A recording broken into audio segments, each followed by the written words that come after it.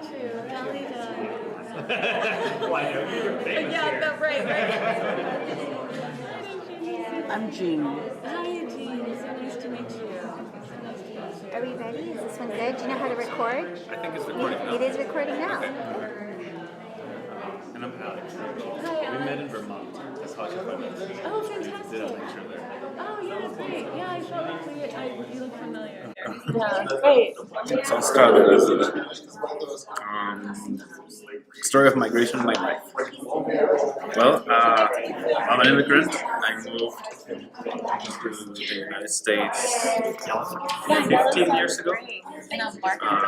16 years ago. And along with my family. At this point in my life, I've spent half of my life in Mexico and half of my life in the US. And I always thought when I got to that point, I was going to have to ask myself, am I Mexican or am I American? But I think now I said, well, I'm Mexican American, and I probably always identified like that. It was hard to move for me, for my family. My sister ended up going back to Mexico, but she didn't like it here. She didn't do well here. And adapting and learning a new culture, new language, new place was challenging. But I think now, after 15 years, I consider here home, even though I still feel out of place sometimes. So, I don't know. I don't think I will ever feel completely like that. I think living in my country was an experience that will mark me forever. And having the beginning of my life in a different place to here will always make me feel like I don't belong anywhere, and at the same time that I can't belong anywhere. So I think that's my story of migration. Who wants to go next?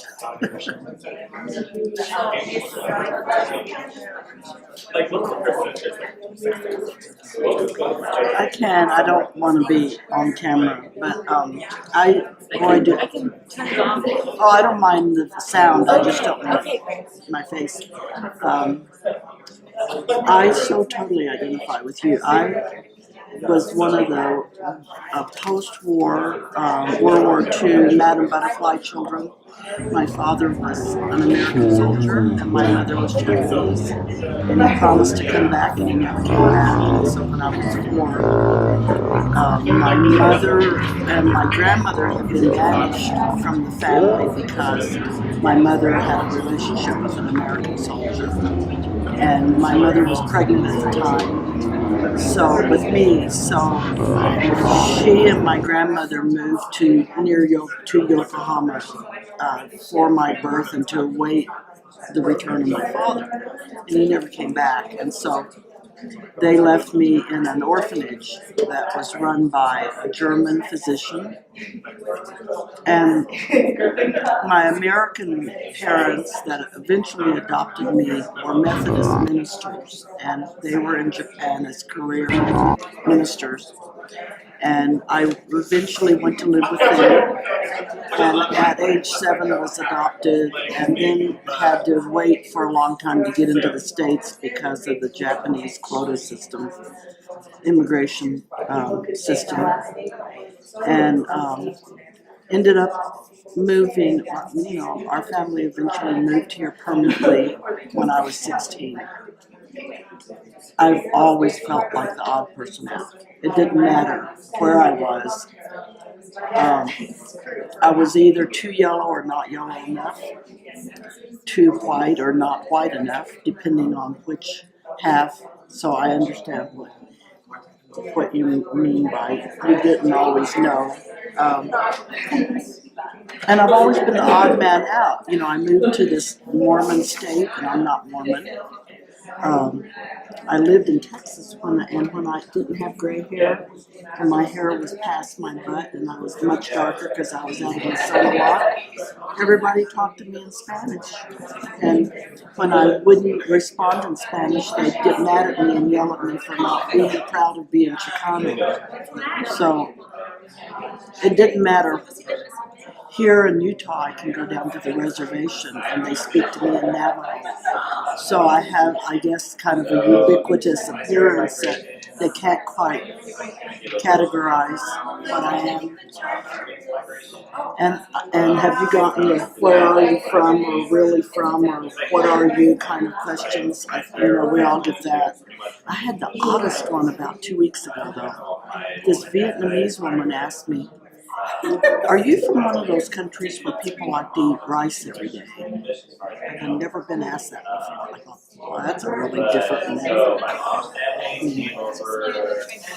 That's my migrating story. I don't know that I'll ever land anywhere and really feel, and I envy people who have a sense of space. My ex-husband is from the Midwest, and every time he left the eastern Kansas plains, he would cry all the way back to grad school, and because he felt so attached to a place. And I don't know what that's like.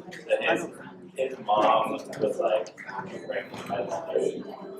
and just like failed. And so he's like, Could relate to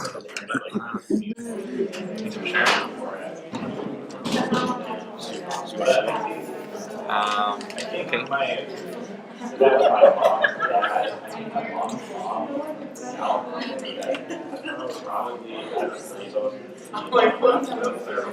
So, for me, I was trying to think as, as an American white guy, what kind of migration have I been through that has actually truly been kind of unsettling or like truly migratory personally or physically. And the thing that came to mind is, I'm not sure if it's exactly the intention, but what came to mind is kind of spiritual migration. I grew up in an Orthodox Jewish family, very conservative, and have zigzagged my way around that identity as well, trying to affirm my Judaism and my Jewishness, but at the same time acknowledge and affirm and be proud of my homosexuality, my queerness, my otherness, and though, there have been times, obviously growing up as a non-Christian, where you kind of feel at the whim of a larger society when you got Christmas off, you get, Passover off, you get Easter, these kind of little clues. But for me, when I think of migration, I really think of migration within Judaism, because I still go to synagogue with my dad when I visit. More and more I go, the more I feel that it is not home for me. But at the same time, I attend synagogue here, and I do enjoy the community a lot, but I also really miss the dedication and the literacy that you would find in a traditional congregation. That's not found in a more liberal congregation. And so there's kind of that middle ground, or maybe a patchwork of both, that doesn't quite make me feel at home in either setting. And that's also something that has yet to be settled. It's. I'm not sure if it's a matter of compromise or if it's a matter of,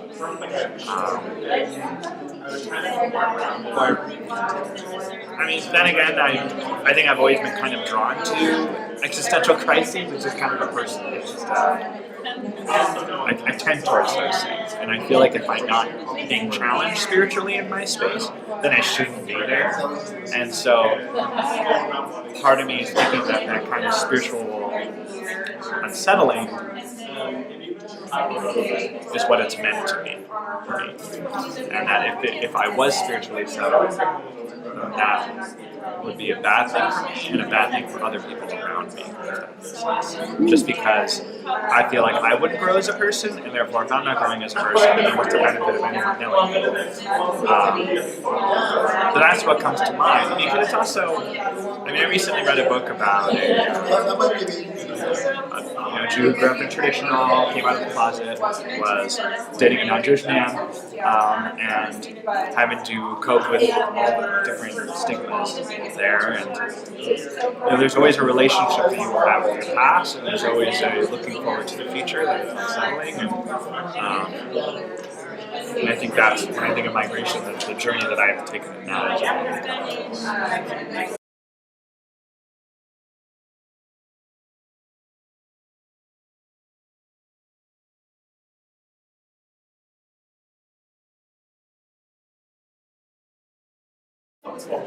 Yeah, so I feel like I talked a little bit about my own story, but I guess in a way that's like really abstract. So I guess to be more specific about my story. So my mother grew up in the mountains of Panama, in Chiriquí province, on the border of Costa Rica. And she, that was her voice in the video. She would lay out in the open. She grew up just as a farming family, and so she talks about being a child and looking up at the skies and dreaming of going to Los Estados Unidos, and not knowing where that idea came from, and that really took her on a long journey. From going from the countryside to Panama City, where she learned English, working for families in the Canal Zone, which is where there was a series of army bases, U.S. Army bases in the Canal Zone. Some of the people who lived in the Canal Zone worked in the canal itself. But then many were just soldiers who were part of the bases, and then also part of the School of the Americas, which operated there and trained Latin American military people. And so she learned English, and then eventually married a soldier and came to the U.S. And then that marriage very quickly dissolved, and then she met my father, and then I was born in the U.S. just a year after she first immigrated. And she had already had 4 children in Panama, and my father had 3 children. And so when they married, my brothers and sisters from Panama, they adopted them, and so they came, and they only spoke Spanish. And my brothers and sisters who were born in the U.S. only spoke English, and so the context that I was born in was this complete, mix. These 2 places, these 2 different languages, Spanish and English. And my mother was still learning English when I was born, and so my brothers and sisters who came from Panama, they were put into the English, only public school system, and so had that whole kind of experience of being totally disconnected. And in my house, because my parents wanted my brothers and sisters from Panama to learn English quickly, then they were discouraged from speaking Spanish.